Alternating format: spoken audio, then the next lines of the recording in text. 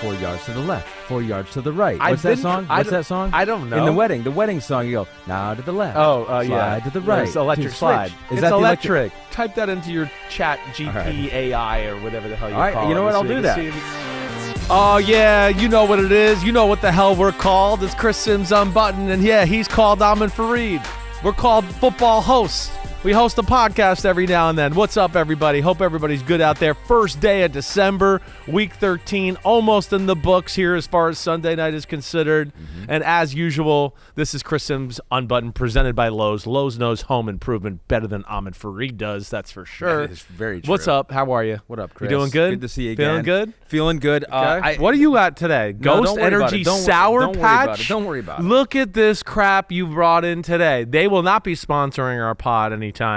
But, man, I've never seen you drink this unhealthy of a drink. I like that. Well, how do you know this is more unhealthy than what I normally drink? Well, because it has a weird symbols on it. When it says ghost, and I've never heard of it before, it just says energy in big words. Yeah. And then it has Sour Patch in it? Yeah. That's this. I mean, you're tired, and I understand that. You got to do what you got to do. I do. But, damn, can't you just drink a cup of coffee or something? No, I can't do that. I've tried that multiple times. I just can't acquire the taste for it. But give me red berry or blue raspberry, ghost, yummy. Sour Patch. Yummy. I can take that in. One of the homies corrected us. Right. It's not the electric slide. Oh, it's not the electric slide? The cha-cha slide. The cha-cha slide? It's which is still a great description of the Miami Dolphins offense. Maybe not so much this past Thanksgiving, but, 3 yards to the left, 3 yards to the right. That's the reverse. That's the cha-cha slide. That's the cha-cha slide. And so I am thinking of something, though. Boogie, woogie, woogie. Yeah, that is it's electric. Yeah, that is the electric slide. That's the electric slide. Two different songs. Okay, they're two different songs. You can believe that. They made two different songs, but so similar that we just confused them again here. So, I'm a little I feel okay. I'm not as keyed in. You're going to have to help me. Okay. You always have to help me a little bit. I know that. You got it. Tracking these games. Oregon, the travel That's to and from Oregon, for you. It's a long time. I get it. It's just in the air. I saw you when I was back in the back hallway, right? One of the monitors had the camera on, and you were sitting here going through your computer. Yeah. And you had look of guy who's trying to catch up on the day of the NFL face on. Definitely was doing so that. I knew it. Don't worry about that. You go, and the homies don't expect you to know everything. You can't do it all. Yeah. They just lay the table out for me, and That's I'll what I'm talk trying too to much, and we'll do what we always do. So they did play games today. So we do have good a start few games. there. Okay. You're right. They did play games I saw today. the scores to them. No, and I was able to. Up in the Wi-Fi on the planes it worked actually pretty well for Delta. You got a TV in the plane at all? Props like any to games Delta. on? No, but I was able to just stream it on my phone. I got the old, Damn, stream the game on the phone? Yeah, NFL Red Zone. That's too. Strong. Keeping up with all of them. I didn't think the Wi-Fi was that good. So now I have to step up my game now that you know that. Yeah. Now you know a little more than I thought. So step it up. Our promise to the homies each and every Sunday, we talk about all the games, including the games from Thanksgiving. We'll hit on those, even though you guys know what happened to those games. But we want to give the Chris perspective. What was your take on those games? But we got the AFC Road Warriors, the NFC playoff contenders. Give me the headlines, Thanksgiving leftovers, a recap of everything that happened on Thursday, a Monday Night Football preview as well. A lot of big games, none bigger, though, than the first one we're going to talk about, the Battle of the Birds. So entering Sunday Night Football, 12 of the 14 games in Week 13 have been decided by 7 points or fewer, tied for the most in a single week in NFL history. We had close games. The biggest game was also close. Yeah. Ravens with an early lead. Could have been more if their kicker could kick like he has his entire career. Yeah. Justin Tucker not able to do that, but it's the Eagles who now have gotten to the point where they are so good that Chris Simms is beginning to disrespect my Detroit Lions and put the Eagles as the number one team in the NFL. I don't want to disrespect your Detroit Lions. I do think it's good conversation, and I know that's what I brought up on our podcast last week, and I like to bring those questions to Football Night in America. So, I had an Eagles little segment there. I got to break some things down, and I feel like it's my job to add conversation to the football world, to the show itself. So, I threw out that comment. It's something I was comfortable in saying. I do. I think the Eagles and the Lions are clearly the two best teams in football. Like, no question for me. They're in a tier by themselves. I'm not trying to disrespect the Chiefs or the Buffalo Bills. They're right there. I get it. But I'm putting those two teams in Chris Simms' world in a different class. And as we sit here right now, yes, with your Lions banged up a little bit and having some issues there, I am going to make the Eagles the number one team in football. The Eagles are damn good. They certainly are. And again, you saw that today. I was happy they won the football game just so I didn't look like a fool a week off of saying I think they're one of the best teams in the game. And then they lose to the Baltimore Ravens. It wasn't an easy game. We know the Ravens are, I don't want to say desperate, but you're sitting there going, wow, we lose this one. We're going to we're going to 8-5. I mean, we're going to 8-5 into like, oh no, we're getting into, we got to hold on to our wild card spot type of number on your record, right? That's a different thing. So there had to be urgency in their game today. It came off the big win from the Chargers. But the Eagles, again, what we've said so much, just have so much talent. They're so good in so many areas.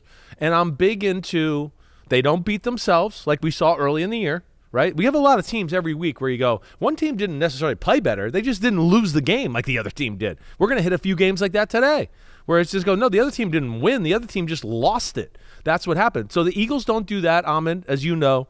And then, they know who they are, as I've said a few times too. And they stay within those lines. They don't try to be any different. And it might not lead to the sexiest, awesome wins like we've seen the Lions do at times, right? The Eagles can go through, boring drive, they punted. Boring drive, they punted. Oh, big pass, big run, touchdown. Oh, they got a 3 and out. They got the ball back. 2 big passes, another big run, touchdown. Oh, my gosh, now they're explosive. And you saw that a little today. It wasn't easy, right? This was, I think, one of the tougher matchups for the Eagles football team because the Ravens have some strengths where the Eagles have strengths. And the Eagles weren't not a complex passing offense to where they could take advantage of a below-average passing defense by the Ravens, right? So there was some things there that matched up well for the Ravens. And the Ravens controlled the game early on, but only got up 9-0. Then the Eagles marched back 14-9, field position, A.J. Brown, Saquon Barkley. That's how they got going early in the game. That's why they got up 14-9. And then, of course, we had some missed field goals by Justin Tucker along the way as well that made things interesting there. But it was a tough, gritty win for the Eagles. Impressive again. And not that Baltimore was bad. It's just Baltimore makes a few more mistakes and messes up some situations in some big moments from time to time. And the problem is that's the question for Baltimore. That is right? the question. Against the best teams in the NFL. Can you make that play? That's kind of what they do. I know. That's the thing. And the disappointing thing for Baltimore is your defense held up pretty well in this one because I'm looking at it. 11 completions for Jalen Hurts. Their longest completion was 17 yards, that touchdown to Dallas Goedert. Right. Now, they did give up 140 on the ground. Saquon Barkley bolstering his MVP case that we started on this podcast last Sunday. We started that whole conversation. I would like to. I mean, we were definitely one of the first ones on Offensive Player of the Year before the year started and stuff like that. And I think we were ones that definitely pushed the MVP conversation pretty hard to start the week here. Taking full credit. He's a special player. The Eagles, again, just to what I was saying there, the Eagles, as we've talked about a lot, and does this come back to bite them in the ass at some point? I don't know. But they only, in their run game, it's a handful of runs. They don't do much. They're not trying to trick you. We're not going to sit there and break the Eagles down if all the homies came and watched film with me and you're going to go, oh, wow, look at all these crazy, cool things they do. We would say that if we watched the Lions. We'd say that if we watched the Ravens a little bit. But with the Eagles, no, they're going to line up in this formation. When they get in that formation, there's about 3 or 4 plays they're going to call, and they're good at executing them. And like I said, Jalen Hurts is playing the right way right now for what they are. And it's a matter of time before they make some plays and do something like that to kind of break away from the game. And this one, it wasn't the offense all the time. The third quarter, the Ravens controlled the third quarter. But the fact of Philadelphia, again, okay, yeah, you drove on us, but you got to get down here. You're not going to score a touchdown, or we're going to force you into a long field goal, or we're going to get a big sack on third down that's going to make the field goal attempt for Tucker way longer than it should be. Those are things that, again, that the Ravens kind of mess up, whether it's penalties, situations like that, whatever. Those are some big moments in the football game. Justin Tucker, 2 missed field goals. And a PAT. To start the game. His 2 missed field goals were off third down, big-time sacks, loss of yardage by Lamar Jackson, right? When he hit the first one, Lamar lost about 15 yards on third down, and I was sitting with Devin McCourty, and I went, man, he's going to miss this field goal now because they lost 15 yards. It's just going to make it that much harder. It became like a 47 or 48-yard field goal. He missed it. So not taking advantage of opportunities, a little sloppy. And again, the Eagles not being sloppy and pretty much always take advantage of every opportunity that's there to be had. That's what makes them tough to beat right now. And, yeah, they went on the road and won a big-time game in Baltimore. John Harbaugh says he's going to stick with Justin Tucker. He's going to roll with him at this point.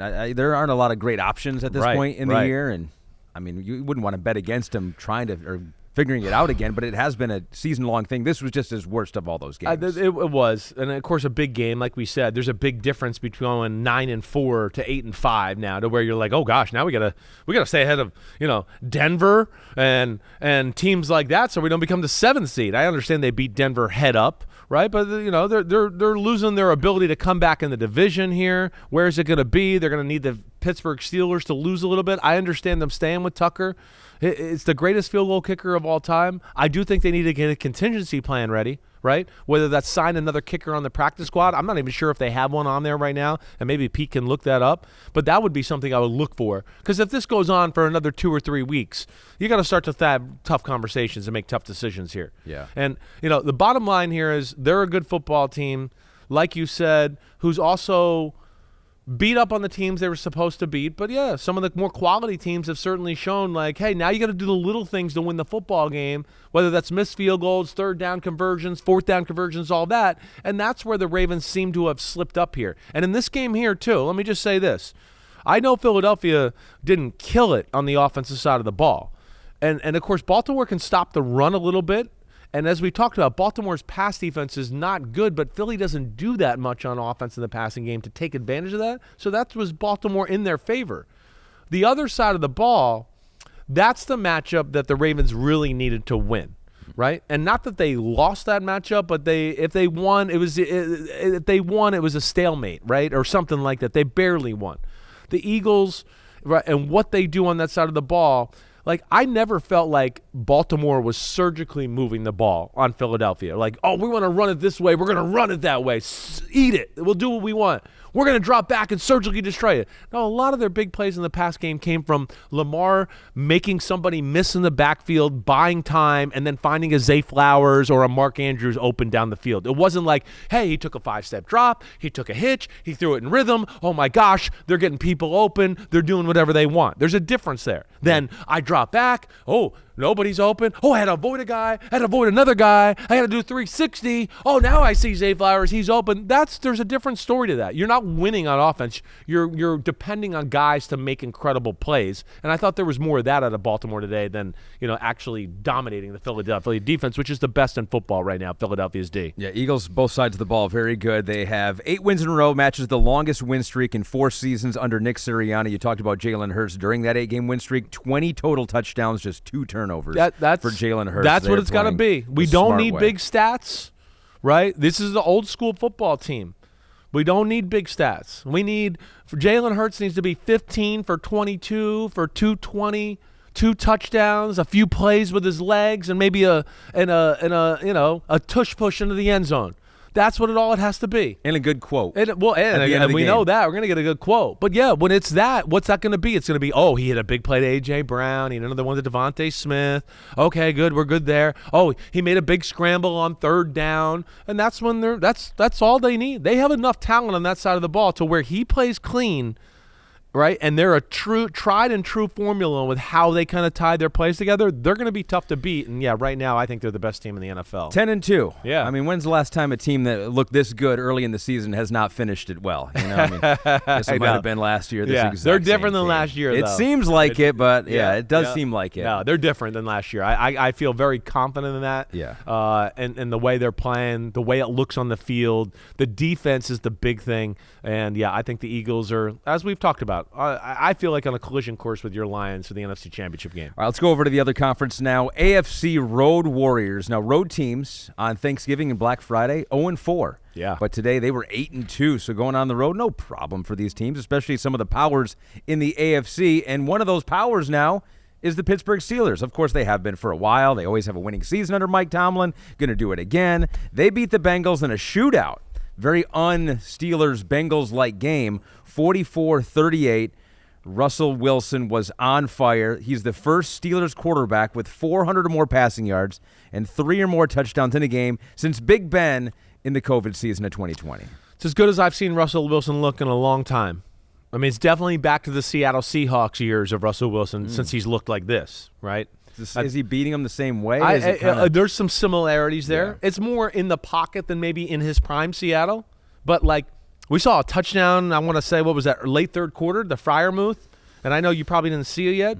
He made a move in the back end and made somebody miss and then made another guy miss and then threw like a 25-yard laser on the run. And Freiermuth hit it, caught it, and then ran in the end zone a few yards. That was like, I think I said on the highlight tonight in Football Night in America, I mean, just is that old Russell Wilson Legion of Boom stuff right there, right? But the game, I think it's even more impressive in the fact of we didn't know Pittsburgh could do this on offense if they had to. I think it answers that question, right? We haven't seen anything like this at a quarterback play in Pittsburgh for quite some time. And then I think when you add on top of that, the game started with the guy throwing a 51-yard interception pick six to the Bengals, and then he battles out of it.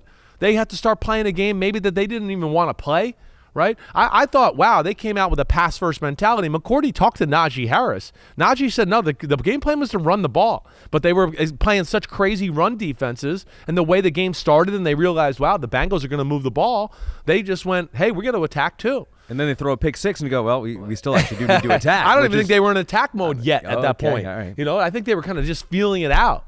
And then there was that, and then I think the next drive a little bit, they started to go, wow, there's some looks here. They're just begging us to throw the football. And that started to slowly but surely happen. And he made a lot of big-time throws today, Russell Wilson. I mean, again, 29 completions for 400 yards. Yeah. That just tells you the amount of the ball in the air. It wasn't screens and stuff like that. It was smart. He attacked. Yeah. And then when it wasn't there, he checked it down underneath to a Najee Harris who got some big-time yards in the pass game. And same with Jalen Warren. So next-gen stats does have the numbers on that. Wilson on passes over 10 air yards down the field, 8 of 9 for 205 yards and 2 touchdowns. I've always said he's one of the better deep ball passers in football. Everybody's made a thing about his moon balls, right? I mean, you've been listening to Chris Simms and Chris Simms Unbuttoned here with Ahmed Freed. You've learned 5 years ago that good deep ball throwers throw the ball high in the air. Russell's gifted that way. I think the big thing for them today, get the backs involved in the pass game. Freiermuth with Pickens. Saw a little Calvin Austin. I was more impressed with the variety of receivers. I feel like that's a stat line we haven't seen in Pittsburgh either. With all these different guys targeted, it wasn't just about George Pickens. It was a high-functioning passing offense today. And here's the other thing, too. Even though their defense is not going to be happy about the way they played, and we know that Bengals offense is real, and Joe Burrow is playing as good as anybody in football at quarterback. It's a team sport. He can't do it all, everybody. But with that, the other thing you get to with the Steelers is close football game or shootout. You just feel like one of those crazy on defense is going to make a play that's going to give them the advantage. Whether that's a TJ Watt strip or it's a Nick Herbig strip or somebody else making a great play, they just have a knack of creating turnovers. Even Dante Jackson's interception was high-level stuff. So that's where you look at Pittsburgh. If they can get playmakers on offense, we know they got them on defense, and that's where they can become scary. Well, Joe Burrow, for as good as he's playing, the last 3 times that he has played the Pittsburgh Steelers, he has 10 turnovers. He had 3 today with a 1 pick and a couple fumbles. So, like the Pittsburgh Steelers defense giving up 38 points, or I guess whatever they gave up without the pick 6, but they're making a big play to get a turnover when they need it most. That's what it is. It's Cam Hayward gets his big paw in the air, tips a ball in the air, interception by the group, right? Herbig gets the strip sack, as you know. That becomes a touchdown. The defense scores there. Early on in the football game, the game was 21 all. The Bengals were driving, and TJ Watt got a strip sack on Burrow. And then the Steelers go and get a field goal. So that just tells you, and again, if this offense under Russell Wilson with Arthur Smith at offensive coordinator and him starting and continuing to learn what he does best and what he likes and all that, that's where I go, Pittsburgh could be scary that way. Yeah. They could. And we can just keep these other guys in the mix at their wide receiver position, and you don't always get to focus on George Pickens. I really liked what I saw from the Steelers today. Different way of winning, desperate Bengals football team. Steelers found a way to win the game in a different style in which we know them to be, really. Yeah, most points in a game for Pittsburgh since 2018. Most points they've scored against the Bengals since the year 2000. I alluded to it earlier, 21st straight non-losing season, including all 18 under Mike Tomlin. That is a ridiculous stat. We just throw it out there every year because now it's what you do, because it just happens every year. Yeah. But for the fact that they have not had a dip below, they've been average, right? But when they've been average, they have been 500 or better. Yeah, right? When they've been average, they're supposed to be like 4-12 those years. Like they weren't good, but the way they play, the confidence and the physicality in which Tomlin instills on them, and then to come up with game plans that make sense for his football team, that's where it's special. It's special that way. And the Steelers, I never thought I'd be saying this like 6 weeks ago, but they're kind of scary because they, like we just talked about, their offense seems to have found how they want to play. Tomlin usually manages games perfectly.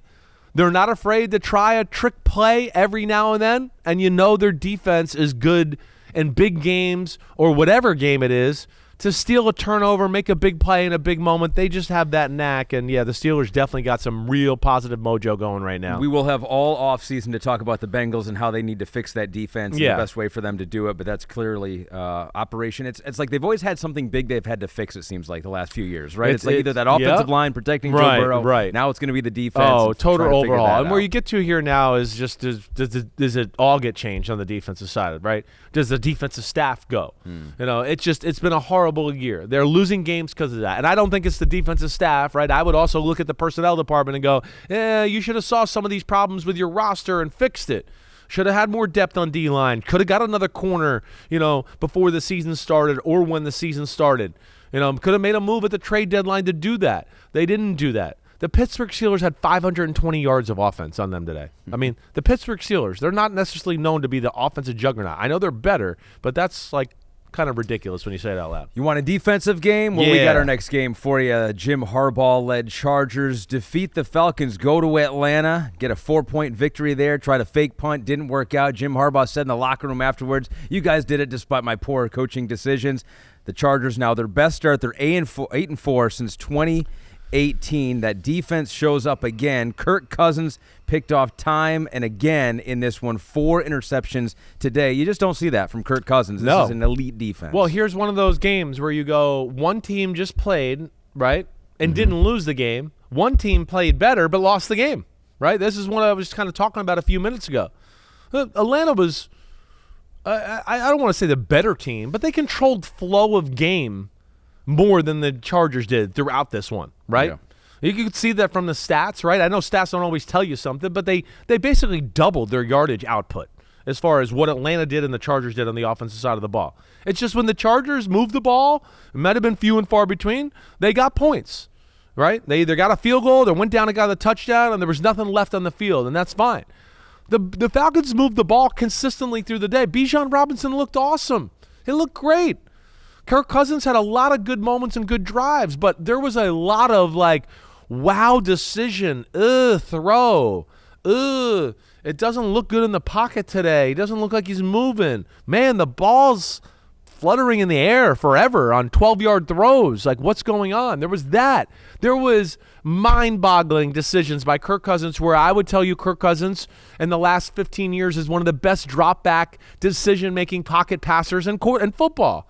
And he made some decisions today where I was like, is that Chris Simms in his first preseason game ever, just throwing into crowds of people? Like, what the hell is he doing? All right. The game started with them just going right down the field on the Atlanta Falcons, and he missed a wide-open touchdown throw over the middle. And then what happened after that? Younghoe Koo missed a chip shot field goal. So they controlled the early part of the game, could have been up by even more than what they were, and it was 0-0. So that was a big deal. That really was. But, yeah, he did not play his best football by any stretch of the imagination. And I think when you take into account that, they missed that opportunity there, right? It was followed up by the Chargers fumbling a ball on the next drive. And it was one where you looked at and go, 7-0 early on. They could have been up by more than that maybe and could have added more points total for the end of the whole day. But, they messed up, and he definitely blew a lot of opportunities. A lot of props to go around for a lot of Chargers players. Charger Man 89 says, Jim Harbaugh, Joe Hortiz selecting 5th-round corner Tarheeb Still, 2 picks and a pick 6. Yeah. Damn okay. Burner Dave 2727 says, damn okay. Derwin James blew up everything all day long. He did. Sealed the game with a pick. Side note, Lad McConkey should have been in your top 5 draft receiver rankings. Yeah, listen, I hear you. He was a part of that group of guys where it's just like, he's good. I like him. I don't know if he's going to make my top 5, right? We talked about him a lot, and he's certainly the go-to guy there right now. Looked damn good today. I mean, he's got speed. He can run routes. He can do something after the catch. They need more from the rest of the receivers, right? Quentin Johnson certainly seems like he might be a little bit in the doghouse or, he's not a, he's lost not a great, confidence at the last week. Not a great catcher of the football, no, which is a problem when you are a receiver. Your job title. Yeah, exactly. Yeah. I mean, hey, if he catches the ball that game against Baltimore last week, certainly going to be closer than what it was, right? I think that's what we're talking about in general. But hey, this was a game, too. The Chargers defense, I know it hasn't been its best lately. I don't look at it, though, that like I want to say people have cracked the code. Joe Burrow and company made a lot of big plays. The Ravens, we know, are damn good on offense and made plays too. And the Chargers today, again, the ball was moved on them, but it's hard to score touchdowns on them because they're always going to keep people in coverage. And they dare you to run. And they kind of play like we talked about this a few weeks ago.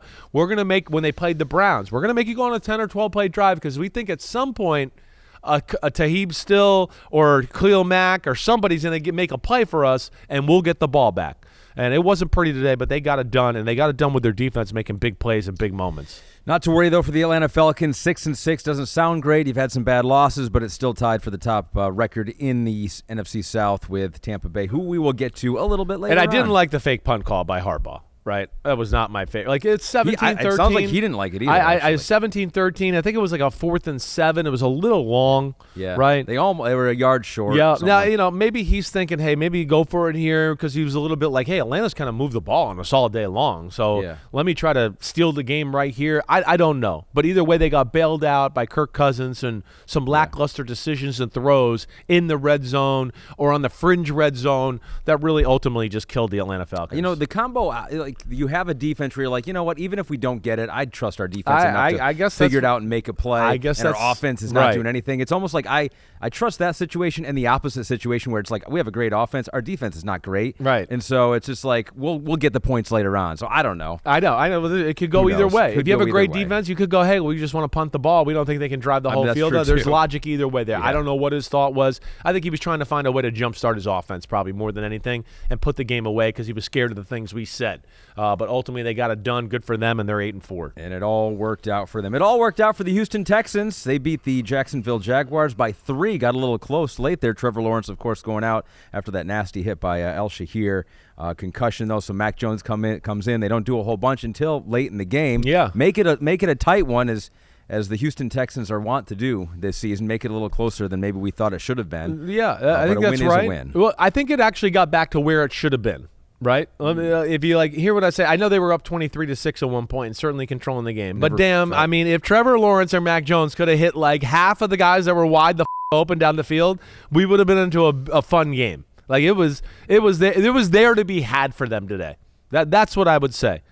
We've talked about the well-documented struggles of the Texans offense, and I'm not going to sit here today and go, oh, it's fixed. Not against the shitty-ass Jacksonville Jaguars D. No. And there were still plenty of moments in the game where it just was like, ew, that was hard. It was work. C.J. Stroud had to make a good throw. I know they got the run game going. Everybody runs the ball on Jacksonville. So, yeah, there's positives that hopefully they can build on. And Nico Collins certainly seems to be, I don't think a totally 100%, but every week seems to be a hair more explosive, and we know he's dangerous and all that. The biggest surprise to me is just Houston on the defensive side today was some of the people open all over the field like I talked about. You know, whether it was Mac Jones or Trevor Lawrence, there was plays to be had down the field. And they just were off target on a lot of these plays throughout the football game. I know they got it going a little bit late in the game, but, man, there was opportunities way before that to make this game a lot more competitive than it actually was. Joe Mixon goes over 100 yards in this one. First player since 1970 with 100 or more rush yards and rush TD in 6 straight road games. Oh, that's an obscure stat, but Joe Mixon now has that. That is odd. Could put that on his mantle there. So Houston now sweeps the season series versus the Jaguars for the 8th time in the last 11 seasons. Hard to figure out Houston. They're probably going to get a home playoff game because they're going to win that division, but they could very easily be one and done. You know, I don't sit here and think that they're much better, or if they're better at all, than any of the teams underneath them. The Chargers, the Baltimore Ravens, or the Denver Broncos, I'm just going to tell you right now, if Houston plays any of those teams next Sunday, I'm taking the other team. I'm not taking Houston. Yeah. I have questions about Houston almost throughout, and the way the defense is starting to look, that's even scarier for me. 5th win this season by 4 points or fewer. That's the most in the NFL for the Houston Texans. So every game is kind of like this. It's been a year of they've been fortunate. They've been fortunate the way the schedules kind of shook out for them. And, you know, they got a big win against Buffalo, and I think they were still finding themselves early on in the football year. But, man, when you talk about from about mid-October to now, it is some really average play by the Houston Texans. Yep. October 20th, 7th game. They lost to the Packers, right? They are now, 3-4 since then?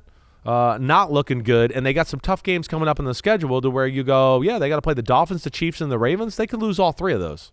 So you got one last thing here. Trevor Lawrence did send out a note. I want you to pull the Columbo on you. I did send out a note on social saying thank you to everyone who has reached out, been praying for me. I'm home, feeling better, means a lot. Thank you. It clearly looked like he got a concussion, was knocked out. You saw his arms up in the air. It's a sad play. You're watching it in real time, and I was there. It was. What'd you think of the hit? It was dirty. Period. I mean, it was one of those hits. Dirty. Like, was he trying to hurt him? Well, here it is. Reckless. I don't know. It's just reckless. Maybe that's the word I should use, right? Shazier he doesn't know any other way than full speed, run through a wall. That's the way he plays, right? He's like a 49er. That's how we've always talked about him. But that doesn't make the excuse of there's still positions, moments you see players in to where you go, I know he's going down, right?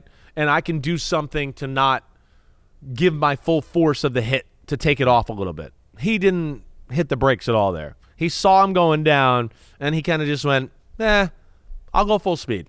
And he threw out a forearm on top of that instead of like, let me hold back, let me not do it. And listen, you know me, I'm pro defense with almost all this stuff all the time. But that one was so blatant and so easy and so egregious. Yeah, that's the problem with it. The fact that you saw him going down, he was down basically all the way, and you didn't really do much to hold up, and in fact, you actually took more to it. Mm-hmm. And yeah, that was a dangerous situation. That was one of those, as soon as it happened, you're like, whoa, he's out, right? I mean, like Tua-like in some of the ones he had, where he was stuck in a position for like an uncomfortable amount of time there. And goodbye the Jaguar players. I know it started a melee, and we don't like that in football, but I don't know what you expect them to do in that moment. Yeah, it was tough. Good to see that note from Trevor. I'm glad Trevor's good. Way to go, Trevor. I know back and gets out there. Yeah, hopefully he's not back, actually. Hopefully he takes the rest of the year off. Really? What's the point? What is the point? It's like, come back in 3 weeks with a foggy brain and play for a shit team? You don't want that to be. You really want that to be the last play you make this year? I know you don't really want to, and you know me, I wouldn't do that either if I was playing. I'm just trying to help him out a little bit, and there's not a lot of upside to coming back and playing with this team right now, I guess is my point. A forgettable year for many reasons for the Jaguars. They dropped to 2-10. All right, we got to take a break. Okay, when we come back, we've been kind of talking about the AFC teams here quite a bit. Get a little sip of your Ghost Sour Patch energy drink. Take 3 chugs of it. We're going to talk about the NFC playoff contenders when we come back on Chris Simms Unbuttoned.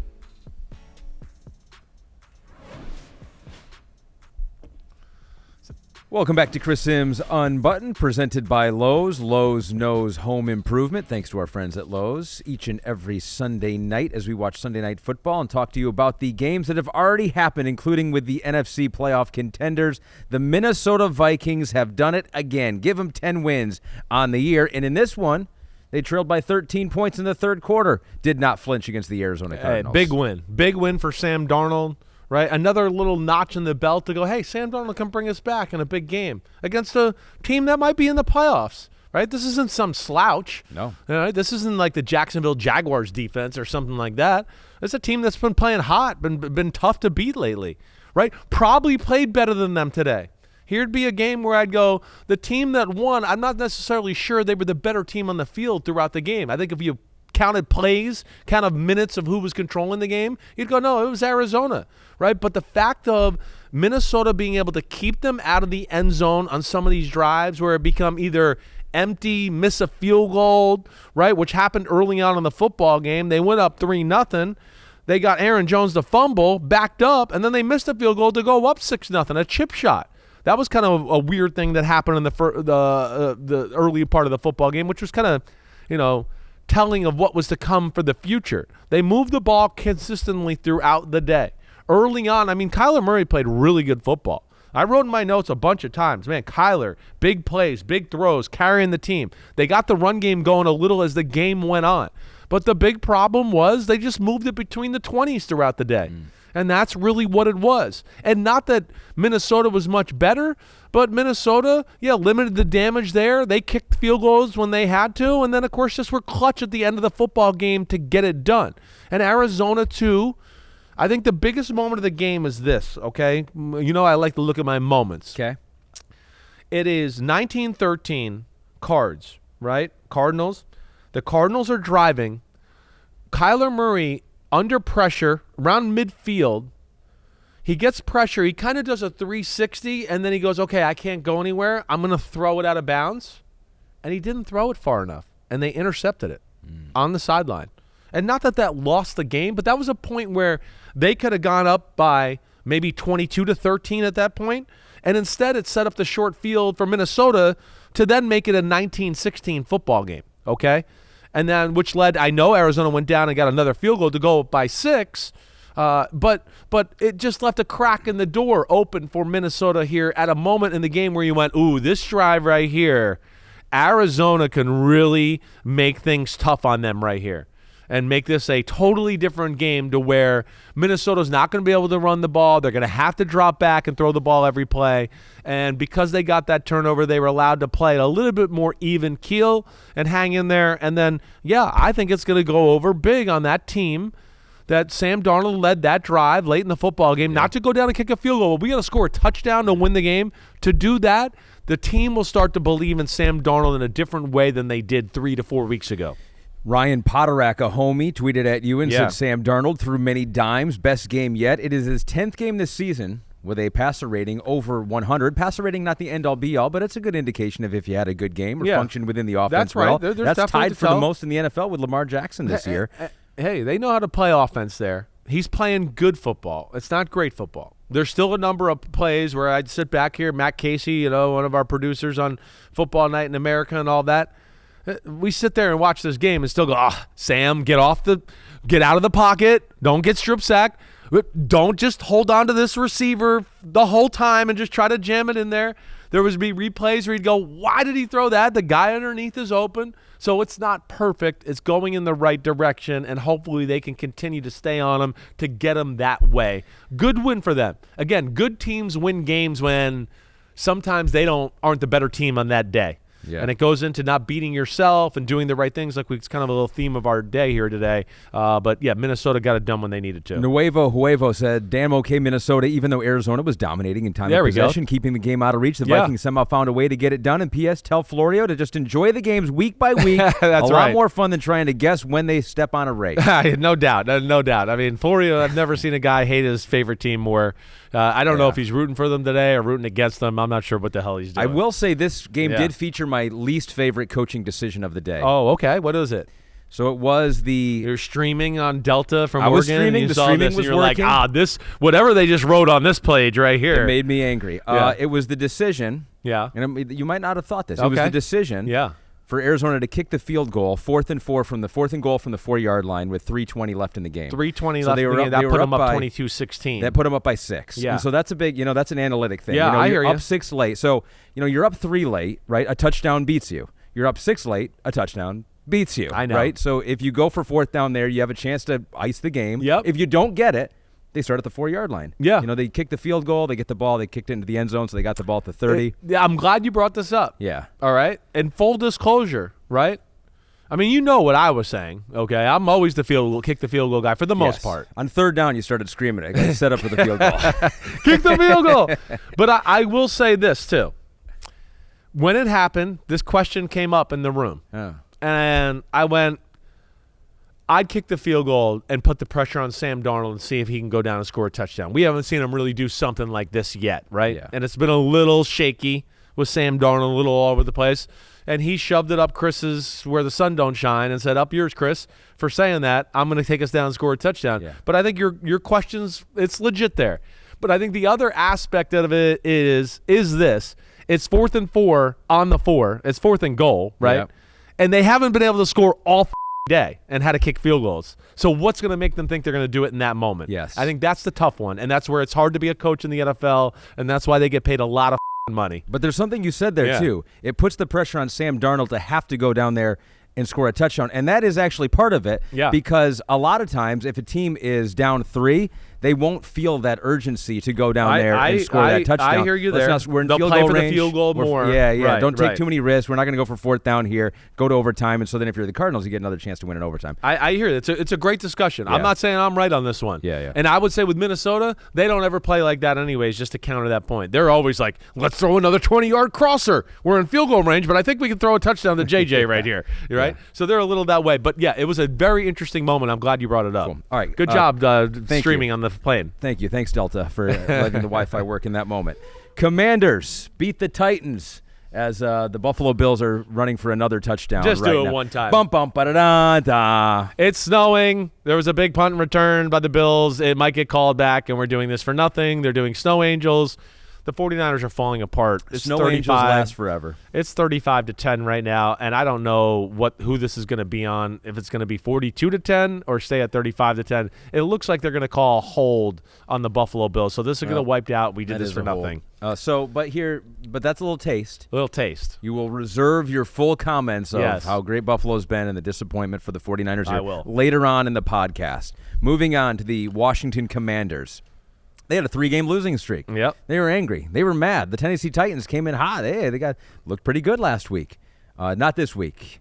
Titans go down 42-19. The Commanders snap that losing streak and now have their best start, 8-5 since 1999. So it has been a while. The 19th century, right? Is that the 20th century? No, it's 20th century. Yes. The 1900s. This is the 21st century. It was in the 1900s the last time Washington had a start like this. Is that right? It's the 1900s? That's 1999. 8-5. Let's see, I 99. guess. Who's Gus Frerotte, the quarterback? Who the hell was the quarterback that year? And they were 8-5, and then he did that head thing. The into head the bomb wall. and broke his neck and did something like that. I don't know. Yeah, I'm trying to think. I can't. Or no, it might have been Brad Johnson in '99. Actually, remember Brad Johnson, quarterback for the Bucs, who I was the backup for there for a little while.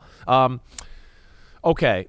Washington came out on a mission. 4 touchdowns on their first 4 possessions. That was Brad And Johnson. That was right. Okay. All right. I told you I'm a historian. The shock of the day was Washington running the ball in Tennessee. The shock of the day. Again, you know me. I'm never going to hide punches here. If there was an upset I thought today that would happen, I thought Tennessee would pull the upset off. I thought this was the game of like, oh, if there's an upset, this will be the one. Okay, I did not see Washington be able to control that defensive front the way they did. The Tennessee Titans, we know it's one of the better defenses in football. It's hard to run on them. I haven't seen anybody run the ball on Tennessee all year like they did today. Tennessee did not show up to play. Whether it was the first drive of the game, right down the field, 40-yard touchdown run by Brian Robinson. The second drive, right down the field, touchdown. And then what happened on the third drive? Oh, Tony Pollard fumbled right after they got the kick return, backed up. Oh, it's 21-0. What happened right after that? They fumbled the kick return. Oh, it's 28-0. So, like, really, the game was over right there. I know we can sit here and talk for a few minutes and all that, but there ain't much to talk about. That is like another version. I think that's our theme today. Teams beating themselves, right? I know Washington played well, but Tennessee was literally like, no, we don't want to win by more, and just end this thing for us today. A little embarrassing that way. Washington gets back on track. Jaden Daniels looks smooth and good as always. We're all going to be watching to see if they can make their passing offense more explosive, and maybe this is the start, and maybe this is the way they should go.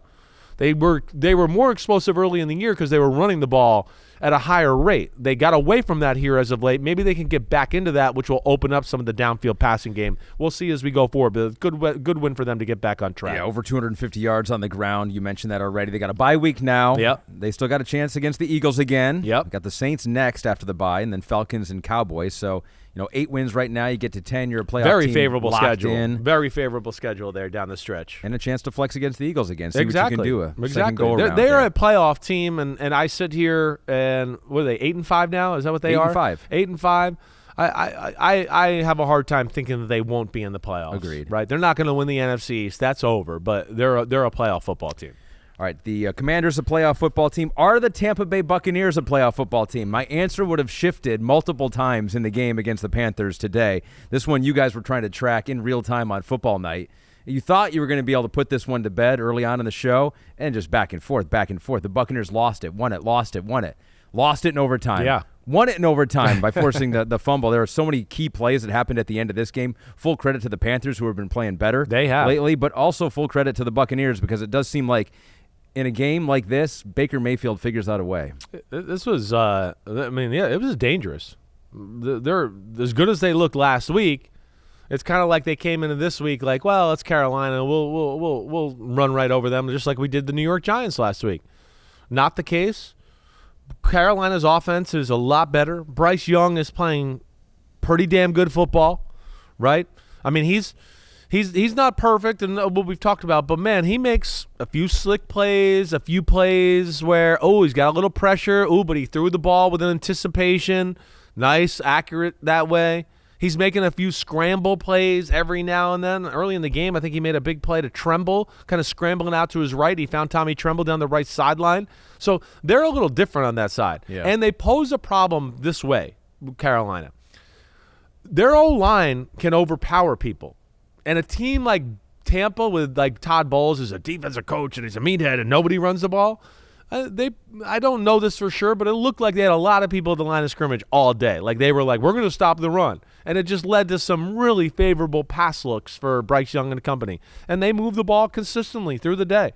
It was impressive that way. But Tampa, is scrappy. They got playmakers. They got a quarterback who is fearless and pulling the trigger and making big plays, and they found a run game here ever since Godwin and Evans got hurt about 5 weeks ago, and I know Evans is back, but it forced them to kind of focus on the ground game, and man, this Bucky Irvin, he's got a gear and a style of play that I'm quite honestly didn't see last year at Oregon. He's really been one of the pleasant surprises of football, and he had another big day today. Yeah, he was one of those late rounders. You didn't know the size, right? Is he didn't really know if the power was going enough? to translate, Yeah. right? Is the fast for that size, right? Is the speed going to translate? All of that. There was all those questions. So Jacob Demian tweeted at you, said, "Damn okay, Bucky Irving. Buccaneers can finally consistently run the ball." So he had 152 yards in this one. Got a trivia question for you. Yeah, you should be able to get this one. He's the first Bucs running back with 150 or more scrimmage yards in consecutive games since 2015. Who did it? Ooh, 2015 Bucs running back. Hold on a second here. I thought you were going to go back to my days, so I was pulling up like guys in my mind. I was like, man, Cadillac Williams. I forgot how old you are. Hold on. I forgot how old you are. 2015 though. Damn, I can't even think of the 2015 Bucs. Wow, he's a first-round pick. First-round pick. I'm really confused here. Pete just said it's a first-round pick. Give me another hint. 2012 draft, 31st out of Boise State was Martin. Doug Martin. The hamster. Yeah, muscle hamster. Yep. That's right. Hamster man. We got it there. Yeah. So, it's something that has not been done for a while. I mean, and Rachaad White, actually, he had 11 carries for 76 yards, so that's like 7 yards a pop, and so they got a nice little combo there, and it's when you can run the ball, it makes things easier. Their O-line has some real ass kickers. That's what's different about them. And then we know Baker's going to be aggressive and push the ball down the field. Now, he was a little aggressive today to a point where, it set them back. He threw a really dumb interception before the half that gave Carolina the lead 13-10 at the half. And then there was another one, right, that set up another field goal for the Panthers to make it 16-10, which was a bad interception. And I know he got a little banged up, but this is what I wanted to hit on. The Buccaneers O-line. Wirfs is one of the best tackles in football. The Cody Mock, who we're famous for in the draft process, right? Graham Barton, the kid they drafted out of Duke at center. Gadecki. I mean, they got some real guys that can move people on that side of the ball. That is something that we thought there was potential for that for the year. It's all come about, and it doesn't matter if it's Bucky Irvin or Rachaad White. They can run the football on you, and that's where they're going to be dangerous because then we know, like we said, with Liam Cohen and Baker, they're going to throw the ball down the field. It wasn't pretty today. They didn't play their best. There's probably be another game we could put on the schedule to go. The team that played more consistently and better lost. Right, but just didn't take advantage of some opportunities and some big moments. They're down 3 with 30 seconds to go. Somehow get a 50-yard field goal. Yeah, Carolina's in field goal range in overtime, and Hubbard fumbles the ball there. So if either of those don't happen, then Carolina does win this game. But they didn't, and the Buccaneers improved to 6-6. Time now for home team help, presented by Lowe's. Thanks to our friends over there at Lowe's. Now, this is a segment that used to have a clear purpose. Yeah. And we were talking to Pete before the podcast. We've lost that purpose. We've lost that purpose. No, it's always been it has been an underrated player. Now Pete's mad at us here. It is an underrated player in a game. Now it's not necessarily the home team. Yeah. And the Rams were not. But the it feels home like team the here. whole year we've kind of gone home team on this one. It does feel that way. So what with that, we don't need to do that though. So we're searching right here. Pete's just admitting now that he might have up No, on it's this all one. right. It's But all I right think this is because better. I like if this. you live in LA, the Rams are your home team no matter where they play. And so this is your home team help. Maybe presented by they Lowe's. thought that since the Rams got gifted that Super Bowl appearance, that like the referee, like it was a hometown deal there. Oh, that yeah, something like no like matter that. where they The play fix now. is in now. Yeah, no right? matter I where don't they know. play. Sure. No, it is a Pete's like, let's move on. No, it is a player in the game that you might not think is like the key player. It's like the under the radar player. We want to give them some props here, and we will do that. To Jared Verse, 5 tackles, 3 quarterback hits, including that game-ending 4th down hit to create that or cause that incompletion. Right. Rams holding on to win, a gutty win. It wasn't always pretty, but they beat the Saints by a touchdown. Ugly game. I mean, a game where, again, the first half, the Saints controlled the football game. The problem is they were only up 6-0 going into halftime, where you felt like, wow, they clearly outplayed them. The Saints have been interesting ever since Riz took over as the head coach. Kamara, Taysom Hill have certainly had a way bigger role in the offense. Kamara, whether, hey, we're going to run the ball to him, right? We know they're always going to find some ways to pass the ball to him. Today was not one of those days. But Taysom Hill, that's to me the big thing since Dennis Allen got fired. It just feels like they're using him and moving him around on the offensive side of the ball a lot more. Now, he got hurt today, and I hope he's better. But, yeah, early on in the game, the first half, I wrote, it's Kamara and Hill show. That's all they're doing. And the Rams couldn't do anything on offense. And I don't know exactly what the Saints were doing on defense. It's one where I have to go back and watch the film a little bit. But as always, and I feel like I always say this almost every time the Rams are in this kind of game, I go, they're going to go in at half. They're going to look at the play chart. They're going to go, oh, they're playing like this. We got a theme here. We figured it out. Let me sit down for 15 minutes here and figure it out. McVay always figures it out. And then they come out in the first drive of the second half, and it's just like bing, bong, boom, boom, boom, boom, boom, boom. Oh, we got it figured out now, and now we're a functioning offense. And it wasn't pretty. It was a struggle throughout the day, but they ride their stars. They ride Kyron, they ride Puka, and then they ride Cooper Kupp after that. And, gutsy win for them. Defense made some plays down the stretch, and they're just a tough football team. And with Matthew Stafford at quarterback, they're a tough out no matter who it is in these kind of close football games. Well, here's something interesting, and maybe part of those adjustments that Sean McVay made. According to Next Gen Stats, Stafford used play action on half of his dropbacks against the Saints, his highest play action usage rate in a game in the Next Gen Stats era. Wow. So it was more than half or right at half? Right around half, there? right at half, apparently. Right at half. Yeah, that's a theme I definitely didn't pick up. And actually, I'm surprised to hear that because, the Rams they're a play-action team. Certainly. Maybe not as much as some of like the Lions or the 49ers. Because they have Matt Stafford, they rely on the drop-back pass game more that way. But I'm surprised to hear that was really a difference in the second half. They certainly got it going. They couldn't do anything in the first half. Their defense, as we talk about, the Rams, it's good. It's not great. They're well coached. They're young. Their front seven has some disruptors like we've talked about. Their secondary scares me, right? But if you're going to give me a team right now in the NFC West, I'm going to take the Rams as it looks right now. Ooh. I just trust them. I trust McVay. I trust Stafford. I trust those offensive weapons. I know the defense isn't great, but I do think they're well coached.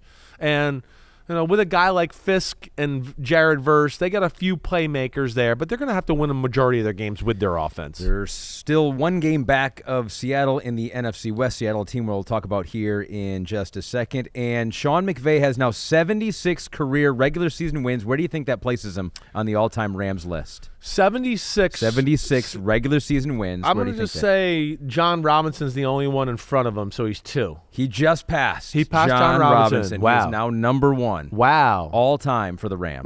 John Robinson, a legend, Rams coach, USC coach back in the day. My dad had a lot of showdowns with those John Robinson Rams teams and Jim Everett and Flipper Anderson, and they were a fun team to watch back then. And that was Lowe's home team help with a purpose. We brought it back home right there. Thanks to our friends at Lowe's once again. Dun, dun, da, da, da, da. Well, it's over, and it was over in the first half, probably. Yeah. Once that snow started falling on the field, and the San Francisco 49ers, we haven't seen this in like 7 years. Bills defeat the 49ers 35-10. Buffalo would clinch the 5th straight. Oh, so they did. They did. They just clinched. Yeah. They are now you can your read AFC the prompter. East. Well, it was the game is now final. Yeah. And they have clinched their 5th straight AFC East title. Yeah. Congratulations Impressive. to the Buffalo Bills. That definitely wouldn't have had Bills clinching the AFC East in Week 13 before the year. That for sure. With the Jets and the Dolphins, I would have been like, no, this is coming down to the very end, down to the home stretch. Dominant football game. I don't want to say it was a dominant football game. It was. There was moments there early in the game where it was back and forth. The 49ers would move the ball to like the 40 or 35 every drive and then find a way to miss a field goal, get a sack, do something negative to, now we can't even kick a field goal or whatever. We got to punt the ball. So there was a lot of movement there. But ultimately, the 49ers are not the same team that we've seen the last few years, and I think we've been trying to tell people that the last few weeks. Brock Purdy's not having that type of year. They haven't been able to physically run the ball on people like we've seen in years past, and the big thing is their defense is a shell of what we know it to be. And then in this matchup specifically, the Bills are the vice versa of that. They are unlike any Bills team we've seen the last 5 years. They are different. They are like, 49ers, you think you're big and bad and bully? We're going to show you. We're more bully-ish than you are now. And this is what we were trying to say the other week with the Chiefs game. This is where they're going to be a handful, the Bills. The D is good. It's not great. But they're always well coached and going to be in good positions and going to make you work for it, okay? Offense, though, I'm not going to say it's great, but it's really good. It's getting close to one of the top offenses in football. We know who the top ones are. They're probably on the outside looking in, but they're trying to get in the mix with Detroit and the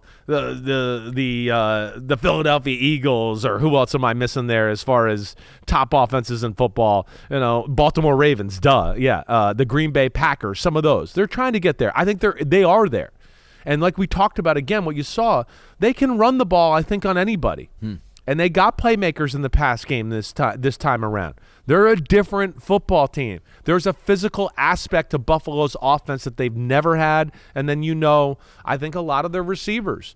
This group, I'll take this group and what they got right now any day over Stephon Diggs and Gabe Davis. That's what I would tell you. We don't even have Amari Cooper out there tonight. We didn't even have Coleman out there tonight.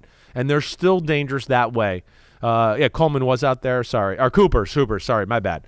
But they are, either way, a different football team that way, and they can spread out how they attack on offense. And like we've always been saying lately, it's not all about Josh Allen. There's other guys that can help out. Well, it was on one touchdown when Josh Allen threw a pass that ended with Josh Allen running into the end zone. That's amazing. I mean, he's still arguably the best player in football, right? We know it's a short list of guys. He's in that conversation. I mean, he probably is. Is he the MVP favorite right now? I think it's him and Saquon right now. After today, with Lamar going to 8-5, right? Yeah. You can't be the 6th seed and win the MVP. That's what we've learned here in the NFL. He's been awesome this year, but I don't think it's going to go his way.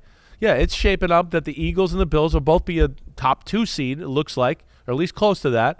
And, I think it's an Allen-Barkley race as we sit here right now. Allen's, I think Pete just said in my ear, he's the favorite right now as we sit here, and I get that. Again, the stats aren't mind-blowing, but the big plays in the moments when they happen are why they go up and blow you out, because he makes the play when you want him to make the play to where that team can't hang around and make it a game that way. Buffalo's dangerous, man. I like the way Buffalo looks. Allen is the MVP favorite right now, odds-on favorite, -175. Saquon Barkley, not that far behind, though, at +200. Lamar way back now at +800.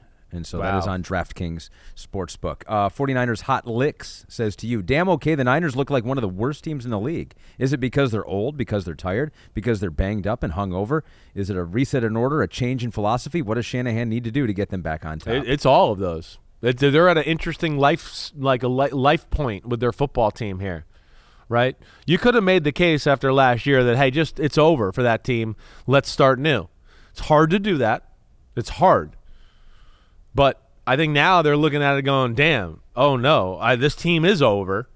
And now we've let it linger maybe a year too long. And I think all those things that our listener just said there at 49ers Hot Licks, I think you said it right. It's everything there. It's a team that's it's beat up. They've climbed Mount Everest a bunch of times and have to start over. That's not easy.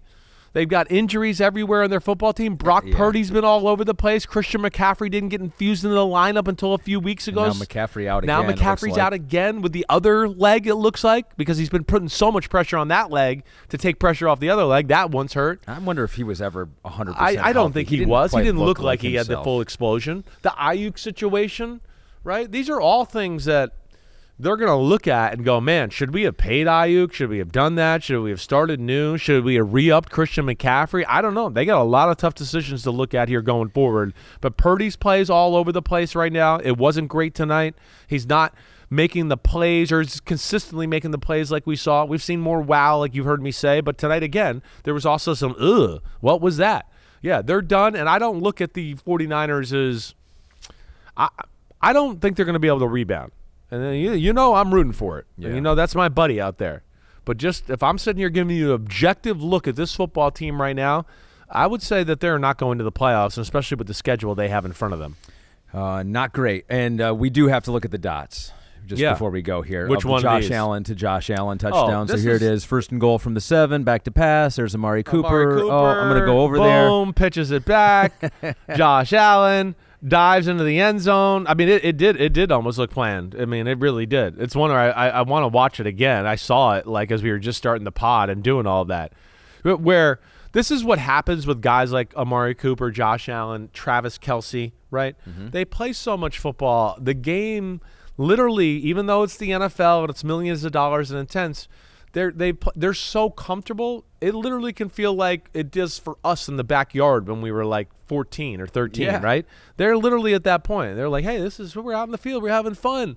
I know there's 2 guys on me, but I've had 2 guys on me a bunch all the time. So what? They're tackling me. I see my best friend about to run around, and he's good at football. Let me pitch him the ball. I mean, it's really as simple as that. It just tells you how comfortable and how good these damn guys are. I mean, I don't need to say it again, but I will. Yeah. That is the future of football right there. Hey, you love it. You love it.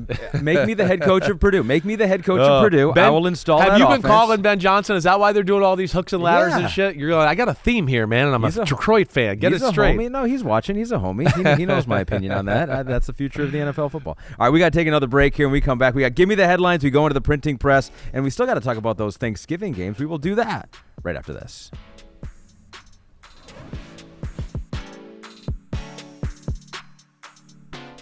It is time for Give Me the Headlines, presented by Hyundai. We got the newspaper. We got the articles written. We just need the headline. We call Chris Simms. Don't worry. I got it, man. I'm the hook guy. I'm the headline guy. That's what I do. Sells the paper. That's what I do. Seahawks defeat the Jets 26-21 after jumping out to a nice lead. The Jets did. Yes, Didn't they hold did. that lead. Your headline for this one is Kings of New York. And why, you may ask that? Yeah. Well, because there was 2 guys that once were thrown out of New York like they were peasants and no good for this area. How dare they? Geno Smith and Leonard Williams, they came back on a team called the Seattle Seahawks today, and they said, no, we will own this town today. The Kings of New York. Great little redemption stories, right? Geno and Leonard Williams both played for the Jets and the Giants. Reversed roles there where... Wait, let me see if I get this right. No, it was actually they both started with the Jets and they both ended up with the Giants and then they went somewhere else. This is why you don't write the article. You just do the headline. It was giving some background, okay? Well, we do have an editor, so yeah, that's okay. Yeah, but they come back to New York. Geno was fine, made enough plays there. I mean, Leonard Williams really took over the game at times. Obviously, the 92-yard pick six. We really got to unpack this here. I know. He said to Florio, that's the longest he has ever run in his life. Not even in a football game. Here's another game where, I mean, this is one where the Hawks tried to lose it early. They tried. And the Jets were like, no, we know how to lose better than you. Hold on a second. We'll show you how to really a game up. But great first drive by the Jets, and you go, damn, the Jets look good. Woo, woo. Hawks fumble the kick return. Jets get another touchdown. Boom. You're looking good. It's 21-0. You're like, man, football doesn't make any sense. Or 14-0. You're like right. the NFL. I can't figure it out. I don't know either. Then Geno and company go on a 10-play, 88-yard drive where it was good, but it was work. I mean, just like it wasn't like they went, oh, well, big play. This was easy. So they make it 21-7. Okay. Then guess what happens again? The Hawks fumble another kick return. And the Jets have the ball on, what, the 20-yard line? And here is the moment that ended the game for the Jets, or started the end. It's 21-7. We have Aaron Rodgers, who's made hundreds of millions of dollars playing quarterback, to Garrett Wilson, a top 10 pick in the draft. They run a double move. Great move. You saw the move, right? Oh, great move. There is nobody in the screen. It's just throw the ball at him, and he's going to catch it for a touchdown. Instead, we throw a ball that's like ultra safe, and we're going to drop it right on the pylon to where our guy gets it or no one gets it, even though there's no one there to get it other than your guy. Incomplete pass. Guess what happens next play? So we're really ultra conservative on that one to the wide open guy. Mm-hmm. Next play, I drop back. I'm Aaron Rodgers here. There's 5 guys in the middle of the field. I try to laser it in between all of them. And Leonard Williams tips the ball up in the air. Interception, pick 6, 92 yards. See you later. I mean, that's insane that he was able to take it all the way back. It was insane. Broster Anthony says to you, could Leonard Williams beat you in a foot race? Ooh, that is a good question. I do think he could beat me, and I'm not that slow. Yeah, I run pretty good for a 44-year-old man. Like in my prime, I'm definitely going to say no to that, right? Yeah. But right now, now? he'd give me a run from, I feel like 100 I'm winning. Right? 100 I'm winning. 92 he probably would. Like a 10 or a 20 he's going to win probably. He's got a big old ass and legs, and he gets off the ball for a living, right? So he's going to be good out of it. 40 yards, I feel like I want to say I'd still win, okay? That's what I'm going to say, Broster Anthony, but I'm sitting here in my warm, cushy chair right now saying that. Apparently, it is the longest ever pick 6 by a player weighing 300 or more pounds in NFL history. I have no idea how they went back and tracked that. I guess players didn't weigh 300 pounds back in the day, so definitely before not. I mean, very 1960, few. you don't need to check it. Right? There's very few. So, yeah, you probably get to dwindle down that list pretty quick to go, okay, here defensive tackles that intercepted a pass, ones that actually have a return, ones that returned it for a touchdown is probably a pretty short list when it's all said and done. Yeah. The Jets blew a lot of opportunities to win this football game. I don't even know really where to begin. Even after that, I think the game's 21-16 at one point. We got a 4th and 2 pass to Devontae Adams. He drops it. It couldn't be any easier. It doesn't. The Hawks get a field goal. Oh, that made it 21-16 after that. It was 21-13. And then, as we see almost every week with the Seahawks, they're another one of those teams because they just throw the ball down the field every play. They're like, what? It hasn't worked? Let's just keep doing it. It'll work eventually. And they start to make a big play to Jackson Smith and Jigba and Metcalf and all that, and it started to work. But this was certainly another game where it felt like the better team on the field found a way to lose the football game. And the Jets felt like they were better throughout the day, but this is what have we said this? Well, you are who you are this time you are. We've said that for 3 weeks, and the Jets certainly are that, and nobody knows how to mess up a game better than the Jets do right now. And I do think that is the case in a good way for the Seattle Seahawks, too. I think now that they're healthy on that defensive line, right? I mean, I was talking to Michael Robinson on the sideline of the Oregon game yesterday, and he was talking about some coach that told him, he's like, I don't know who's going to win the national championship this year, but I know how they're going to look. They're going to be big up front on the defensive line and the offensive line. Yeah. And, Seattle's got some of those guys back healthy that can make life very difficult for any team they face on the defensive side of the ball. Yes, and they're going to be dangerous. If they do get in, you're right about that. They're D-line, and if they get in, they got playmakers that are scary on the offense, right? And in a one-game loss situation, they might try a few plays we don't normally play. We do a trick play. Leonard Williams makes a good play on the defense. All of a sudden, you're like, what? We're losing to the Seahawks, and we might be done for the year. But here, just a little bit more on Jets, right? Just to, I hit them while they're down You here. love doing right? that. I mean, the Jets are driving, right? With 21-16.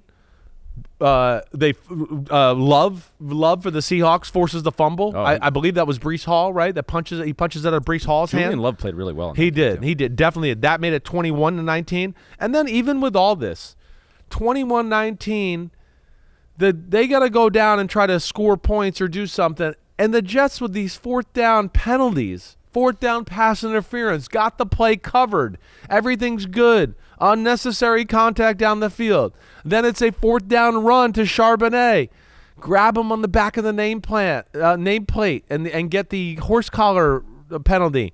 And that's what helped Seattle go ahead in the football game and ultimately win the football game bad Jets play in big moments. They had chances to put this away, control it, do whatever you want to say, but they found a way to mess it up. Seahawks lead the NFC West by 1 game over the Cardinals and the Rams. Another game we got to get a headline to in the paper. Colts defeat the Patriots. This was a good game. Good finish, too. By a point, 25-24. Your headline for this one is? Slow and steady. Baby. The last drive. Oh, is that what I'm talking about? You knew that? You just knew that right off of that like that, huh? You're pretty impressive. I was hoping. Yeah, you're hoping. If it was something else, we were going to have to cut it out entirely. It was the 19-play, 66-yard game-winning drive. 19 plays. 66 yards. I hate to say this again. Another game, though, where it feels like the team that played better throughout the day lost the game, okay? Just going to say that. Whether it's mistakes, missed opportunities, whatever you want to say, 2 missed field goals. Like, New England did some good stuff. Had some run the ball when they needed to. Drake May, again, showed the ability to make big plays. Some of these young receivers that people were making fun of early on in the football year, they're starting to show themselves on a weekly basis, right? That was all there. The Colts offense was all over the place like we've seen it before. The one thing I like about the Colts is Shane Steichen knows how to tie plays together. He's figured out a formula how to play with Anthony Richardson. He knows it's not going to be the most efficient passing game in the world, but he's learning how to tie the run game together with Anthony Richardson with a few runs and some play action passes off of that to where it's not a ton of plays, but they know how to tie them together the right way. And we're seeing Anthony Richardson make plays, get better in front of us. And again, it's still not perfect. He still missed throws and made some dumb interceptions and did stuff like that today. There's no doubt about that. But they can run the ball. He can make plays with his legs and his big arm. And then we know Jonathan Taylor and the receivers they got are pretty good playmakers that way, where to the point if their defense can just play respectable and keep them in the game, the Colts are dangerous that way. I don't think they're going to go to the playoffs. I don't know if I really believe in them that way, but I think they're going to be in this conversation to the very end. They're 6-7 right now. All 6 of their wins have been by 6 points or fewer. And the win probability chart in this game was, as you can guess, it was crazy. There it is at the end. It's kind of like, it's okay, all right. Oh, it looks like the Patriots are going to win. Right at the end, it goes crazy. Now, this according to Next Gen Stats, the decision to go for 2 at the end. Yeah. By Shane Steichen. Right. It was the optimal call. I would agree with that in there. I mean, this was an offense that, again, we just said slow and steady. It took them half a century to go down the field for the last drive of the game here to win it. You don't know when you're going to be there again. It's what we talked about last week. It is. Earlier today. Overtime's a 50-50 coin flip. Going for 2's a 50-50 coin flip. And you have to take in the game for the day. The day had told us, and we kind of just explained it, the Patriots moved the ball throughout the day. The Colts was, few and far between like we talked about. So he went, wait, here's our moment right now. I'm Shane Steichen, and I usually have a bunch of creative 2-point play, 4th down plays, do all that. And I think he thought, hey, now is the moment. Let me do it right now. And you got an ultimate weapon in a Richardson in that situation that can really pose a lot of problems for any defense and all the things he can do. Now, not to go back on what I said last week and disagree with myself, but I am a contrarian, so I do like to do that. The only thing that would give me pause is that we had just seen they had a 2nd and 2 or their second goal from the 2, didn't get it. They had 3rd and goal from the 2, lost a yard. Yeah. And so it was like you have now seen it. You did fail twice from the same spot, but I give Shane Steichen credit. He was like, we can win it right here, and we're going to do it. And that's exactly what they did. Yeah, well, sometimes you don't break out those go-to plays, right, on 1st and 2nd down. You just go, hey, we've had some success with this play throughout the game. Let's run this. We should be able to do this play right here and do that. And, there's only so many, I can go to this play in this moment right now, right? You're only going to have so many of those in the game plan. And you probably, like a good player, like a good coach like him, probably has 5 every game where he's like, hey, 2-point plays, got to have it moment, 5 to 8 plays. And, you try to save them for those moments and not waste them on a 1st and goal just because, like, I want the touchdown now, right? Yeah. And that's where he dialed it up, did the right thing. But, still a lot of positives by that Patriot football team. I mean, they almost won it. A 68-yard field goal was like 2 yards short by Joey Sly. And Matthew Takas says to you, even though it was another tough loss for my Patriots, and now they are eliminated from the playoffs, how about a damn okay for Drake May's latest impressive showing? Yes. Listen, some of the runs again, big big passes down the field. The last touchdown pass to Austin Hooper Cooper, the one he threw there in the corner of the end zone to make it 16-14, that was an impressive throw. I think again, some of the drives, like I know they missed 2 field goals. One was a chip shot. And I believe the other one was a fairly close one too. I don't know if I wrote it down in my notes here and I can't find it. But yeah, they had a lot of success and they got a lot to be excited about with Drake May. And that was Give Me the Headlines, presented by Hyundai. We've got some breaking news, and this is not good breaking news. Yeah, this is Christian McCaffrey. Kyle Shanahan calf says muscle. it looks like a potentially season-ending PCL injury. So ligament in the knee. Wow. Yep. That would be his season, and that would be the 49ers season, it seems like, if it wasn't certain already. It feels that way. Although they did run the ball fairly well without Christian McCaffrey before. Hey, let's not forget, before Jordan Mason got hurt, he was second in the NFL in rushing. Right. So the run game's not going to disappear here. But, yeah, just unfortunate because we know McCaffrey can do so much other stuff. All right, let's talk about the Thanksgiving leftovers here. We haven't had a chance to talk about these games. Lions defeated the Bears 23-20 in a game that we got their coach fired. Matt Eberflus you got them fired, all right. What'd you make of that whole ending sequence? Well, I mean, horrible. What were you doing in real time when you're watching? I was actually, you know what I was doing? What? In all honesty, I was actually sitting outside smoking a joint, and I was. And even in that state, you were like, "This is idiotic." In my parents' house. Oh. I was saying that. I was in my parents' house, and outside their kitchen door, they have these huge windows, and they have the big TVs right there. So, like, if you're outside on the back patio, like whether barbecuing, drinking a beer, or whatever, you're 5 feet from the TV. You can see it all. So I was literally sitting there with my brother, who was not smoking, I will say. It was just me. And, yeah, I was sitting there going, Matt, what are they doing? Call a timeout. What are they... I mean, what was it, 27 seconds left on the clock? Or was it 36 seconds? It was over 30. I think it was 36. When he got sacked, it was 32 when he got sacked. 32. There's no excuse. You know, it was 23-7, total control, and then a tough drive, and it just was a disjointed end of the football game, and the Bears hung around, as we know, when Caleb finally got in a little rhythm and made some plays there. But, yeah, it did feel like the injuries kind of took a wind out of your sails a little bit. All right, a win's a win, though, for the Detroit Lions, and we'll see if the next man can step up. Yeah.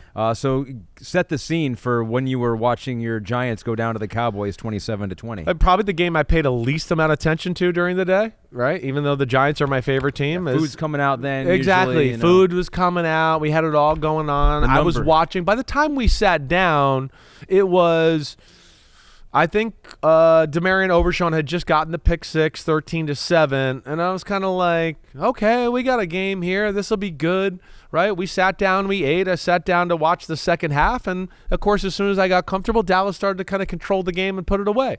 It's second game in a row. Cooper Rush has shown that he's a functioning, solid backup quarterback. The Giants' run defense continues to suck because if the Cowboys run on you, then your run defense sucks. Let me just say that. So that was disappointing. There's not much to say about the Giants in a positive way.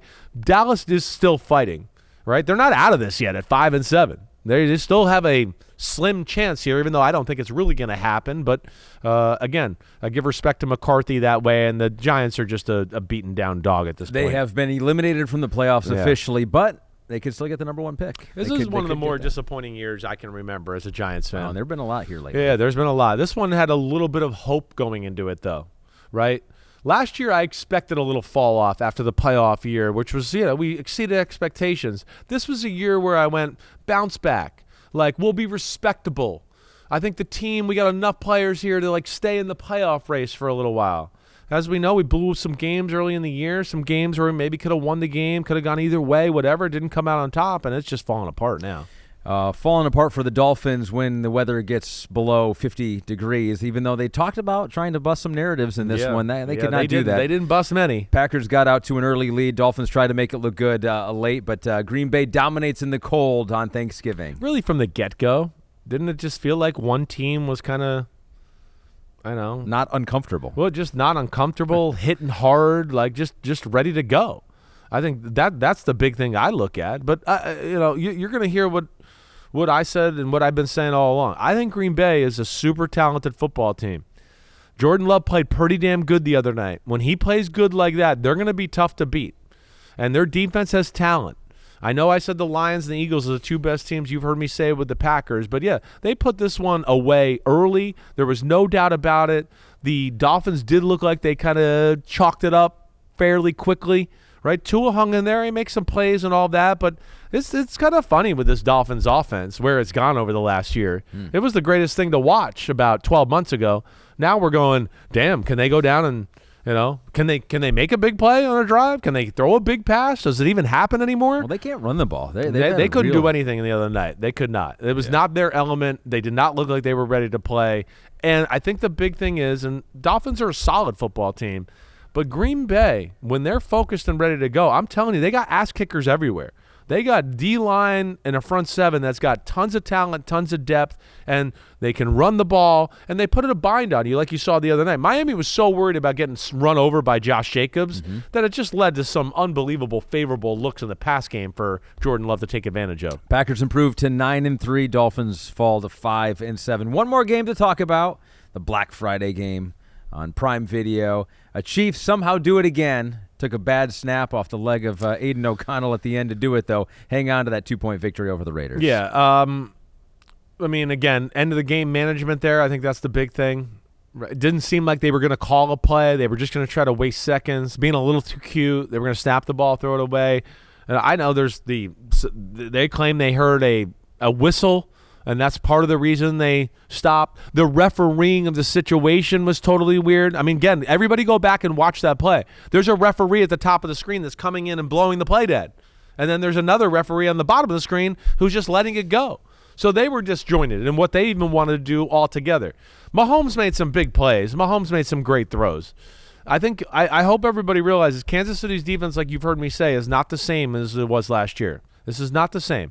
But the penalties, the inability to put teams away, all of that, it is concerning with the Chiefs. Like I said, won the football game, but barely. And, it's kind of a unimpressive last few weeks by the Kansas City Chiefs, and we'll see if they can turn this around. So this is one where the Raiders also eliminated from playoff contention. So we've said that a few times now. So Requiem for a Team will return on Wednesday, although I'm contemplating now. Throwing all the teams who have been eliminated into one song together. Oh, and just get them out of the way. And doing it a little differently this time. Well, I think maybe you should do some of those early on because they're not even worth of a singular song. And then as you get into the better teams who get eliminated later, you can devote a singular song to them. Their whole song to them. Right, but like some of these teams right now, right? Like Pete says, don't use AI. Like Pete has the Giants, AI. like the Panthers, the Raiders, the Jaguars, the New England Patriots. You don't need to waste all your individual talents on those teams. Right? Just jump them all together and tell them they're crap, and we'll move on. Yeah, they haven't earned that. If you can only win 2 games by week 12, you don't earn that. I know. Full song out of yourself. We got one more game to go. It's on Monday.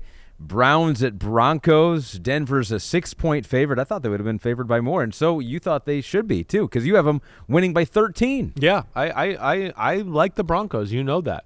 This is dangerous a little bit because, one, Jameis Winston's scary, and the fact that he has no conscience and some of these aggressive defenses that since Denver will play, he's not going to be afraid to go, I'll throw the ball down the field, see what happens here.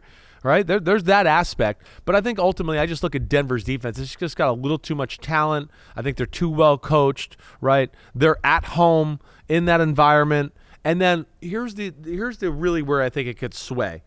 Cleveland just is always too aggressive on defense, and I think that's going to be scary against Sean Payton and Bo Nix right now. I think they'll take advantage of that over-aggressive nature. I think Sean Payton will have a few plays that he's drawn up during the week that will screw over the Cleveland Browns. And, I think the Broncos are one of the hotter teams in football right now. Obviously a lot to play for them. As we sit here right now, they are the 7th seed in the AFC. Seed. Denver Broncos would be in.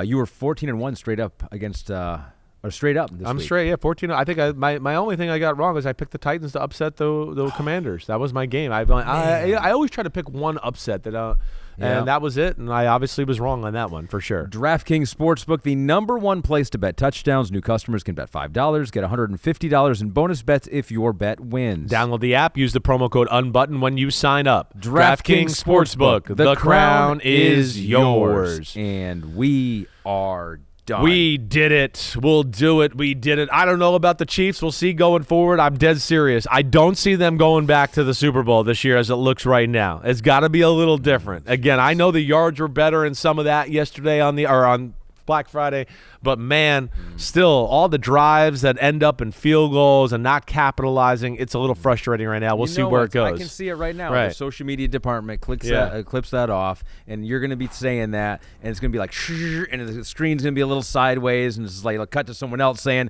"I don't give the Chiefs a chance." Cut back to you. They're not going to make the Super Bowl this year. I'll eat that warm apple pie if that comes that way, and I'll deal with it. But we'll see where it goes. And I know they're capable of burning me. That's for sure. But I'm burnt. I'm burnt for the day. I'm burnt for the weekend. I'm done, okay? It's 11:45 Eastern time, and my man Ahmed Fareed's been up almost all night. He just flew from Oregon. I was in Oregon. All right. You are the man. I appreciate you coming in and doing this as always. Seriously, Ahmed, you're the best. You really are. You know where to find us. Subscribe, rate, and review. Ahmed and I will be back on Wednesday for the Pick Six podcast. Send in your thoughts, your questions, whatever, your scouting report, what you want me to scout, you let me know, okay? But you know where to find us. Enjoy Monday Night Football. That should be a good matchup. We'll see you back here at Wednesday. Peace out, homies. Clap it up. Clap it up.